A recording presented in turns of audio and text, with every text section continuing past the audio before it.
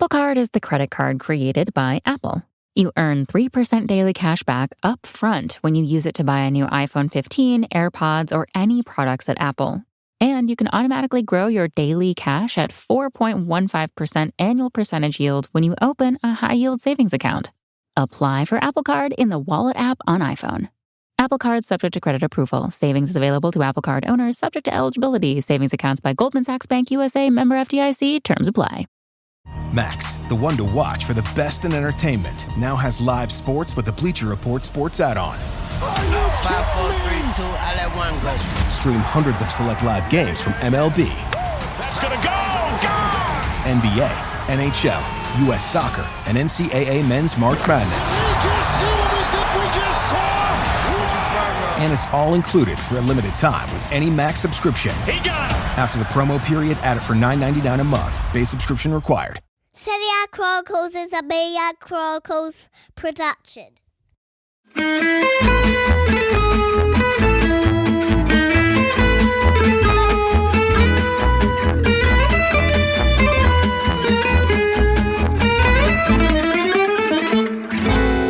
Milan derby has been entertaining for so long now. Just because, both of these teams are so good, both of these teams are so attack-minded, both these teams are stacked with technically beautiful, wonderful little players, and obviously both those teams have won a Scudetto in the last 2 years. But it was Milan again, and I kind of knew that was coming. It just seems to me like on a defensive level, both teams are actually pretty poor. I haven't been impressed with Tomori. I haven't been impressed with really the centre-backs of either side. De Vrij, I don't know where De Vrij is. He's been lost now for well over a year. Skriniar didn't show up. What's going on with Bastoni? Kalulu looked kind of confused. But putting all the defenses aside, is this 2 points dropped by Inter, or is this a deserved victory for Milan? I mean, there's so much. There's so much to say that I almost don't know where to start. I think it's to me it's definitely 3 points, and for Milan, because I thought they deserved to win. I thought it was a really sort of weird and wacky game because obviously Inter got that first goal, and it was a really lovely goal, completely sort of exploiting what Milan were doing, because you had such a clash of styles, right? Like Milan were all the aggression, all of the time, going to press you high up the pitch. We're going to come up here. And so you end up with Tomori chasing Correa into the Inter half, not doing a very good job of recovering after Correa moves the ball onto Lautaro. Lautaro sends Brozovic free, and because De Ketelaere hasn't kept up with Brozovic, he's just clean through because you're pressing both your centre-backs so high. So sort of, yeah, nice start for Inter. But then I really think after that, Milan were the better team through the whole middle part of the game. I thought that Milan were, with that high press, with that sort of, I want to call it Gasperini-esque commitment to one-on-one all over the pitch, just saying, yep, we're just going to trust our guys to go man-to-man on everyone, and we're going to go in-your-face man-to-man.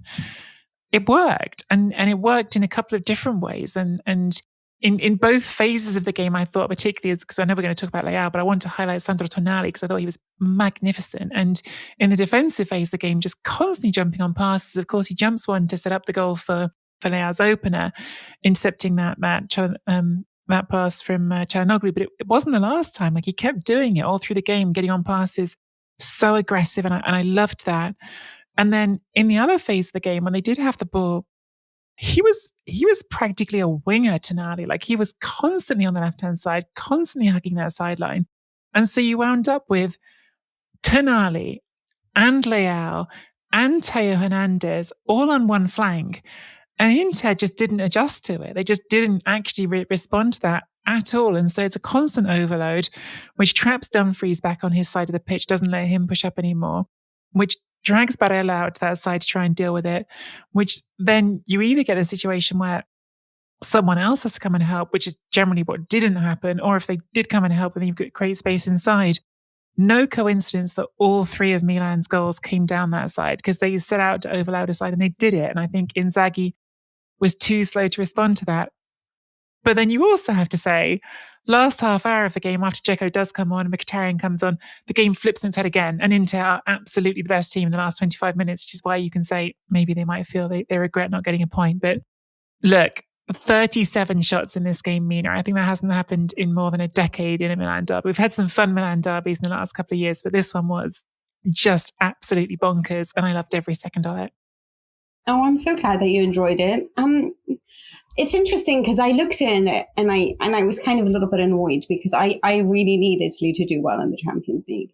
And I see such obvious flaws in both these teams that it's annoying me, you know? For one thing, I just think that Inter is not well assembled on a defensive level. I don't know. And I actually think the same of Milan. But the difference with Milan is that if they keep that intensity up, if they are just running at 200 kilometers per hour. Do you remember when Antonio Conte once said of Juventus, unless we're running at 200 kilometers per hour, we're just an average team? That's pretty much how I think of Milan. That's such a Conte line. It is, right? Because they're just an average team unless they keep the intensity up. It's those ferocious duels. It's this desire of like Tonali to grab and win and to jump on any mistake or a back or a side pass that he can intercept. It is that desire that sort of shows the difference between Milan against Sassuolo, which had a high turnover of personnel, and Milan against Inter, which was all about determination. And as soon as they slightly ease off, you can see how much a team can come back into it. Obviously, the substitutions made a difference. Di Marco is really important. And I felt like Dzeko, you just needed somebody who was so good on the ball like he does and to offer a reference point. So I thought that was good from Inzaghi. But was it too late? Like you said, did he react too late? And you know, you look at these two sides and I think, wait, are they both missing a defensive midfielder? Because I just don't like the way that the defense is acting, the back line of Milan right now. And I think they really do miss Kessia. I keep seeing that. And then I look at the way that Inter are playing, and if they do have Dumfries and Di Marco, and maybe what they genuinely need is a little bit more conservative energy in the middle. So I'm looking at all of this and I just see problems everywhere there. And I think that with the coaching, I don't like what Inzaghi does because I still think this is an emotional side. Like, what's going on with Çalhanoğlu? Like, he starts the game and he doesn't want to say hello to Theo. He makes the first mistake. He just seems irritated. Inter just give up in the first sign of any problems going on. You don't look like they are a side that has this desire to go out there and to prove themselves. So on a psychological level, something's not working with Inzaghi and his team. I always say that he is so sophisticated in his tactics, but you also need to pass on these tactics in a way that your team understands. And I don't know whether he's overcomplicated matters for his team right now that is causing problems. And with Pioli, he needs a side to constantly be at it and desperate and going crazy and trying to win every duel. And you just cannot do that in a season in which you're going to play the Scudetto, the Coppa Italia, the Champions League. So in some ways, it was so much fun. But in other ways, I've seen both of them stripped back and I can see the problems.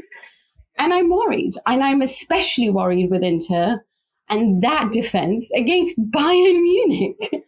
What's going to happen in the Champions League? And is this what to expect from De Vrij and Bastoni? I mean, there was one point with Leao's goal, actually even with Giroud, where you're like, hey, listen, do you want some popcorn? Come, just watch Milan play, because you're really not doing anything else other than that. Yeah, I mean, there's some astonishing things going on with Inter's defence. They were only one goal off being, I think, the joint best defence in the league last season. So they were a good defence. And of course, you and I again talked about this plenty on those Sky Sports transfer shows, Mina. Skriniar was a big target for Paris Saint-Germain all summer. Dumfries was a big target for Paris Saint-Germain and also some Premier League sides. Bastoni was a target for Tottenham. You think this is a defence that all of these big, rich European clubs wanted to come and take away from you.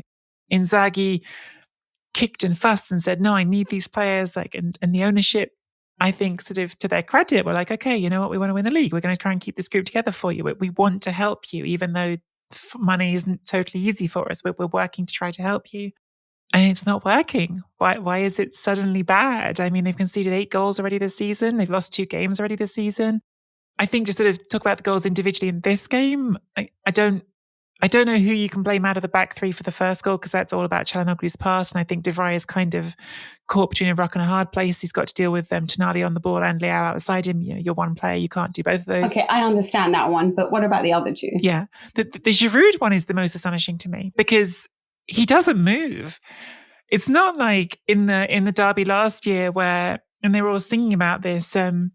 Milan fans have got a new chant, which is Giroud on the turn, basically. Giroud si è girato. And I was thinking, but he didn't even have to turn this time. He just waits. He just literally stands there on the near corner of the 6-yard box and goes, yep.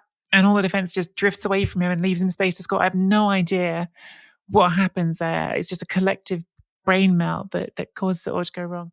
Sports Social Podcast Network. For the ones who get it done, the most important part is the one you need now. And the best partner is the one who can deliver. That's why millions of maintenance and repair pros trust Grainger, because we have professional-grade supplies for every industry, even hard-to-find products. And we have same-day pickup and next-day delivery on most orders. But most importantly, we have an unwavering commitment to help keep you up and running. Call, click Grainger.com, or just stop by. Grainger, for the ones who get it done.